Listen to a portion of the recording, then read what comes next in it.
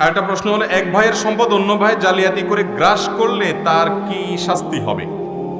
এক ভাইয়ের সম্পদ অন্য ভাই যদি জালিয়াতি করে বা অন্যায় করে গ্রাস করেন, অন্যায় করে জুলুম করে যদি ভক্ষণ করেন, তাহলে সেক্ষেত্রে তার পেটে জাহান্নামের আগুন ঢুকালেন।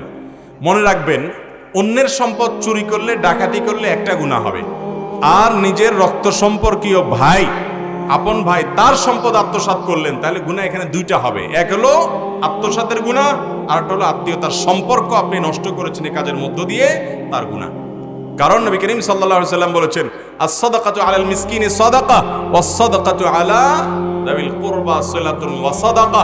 যদি আপনি সাধারণ মিসকিনকে দান করেন তাহলে একটা সওয়াব হবে, দানের সওয়াব, আর রক্ত সম্পর্কীয় মানুষকে দান করলে দুইটা সওয়াব হবে, দান এবং আত্মীয়তার বন্ধন রক্ষা করা। ঠিক একইভাবে আপনি যখন আত্মসাৎ করবেন, আরেকজনের সম্পদ আত্মসাৎ করার চাইতে ভাইটা করলে ডাবল গুনাহ হবে।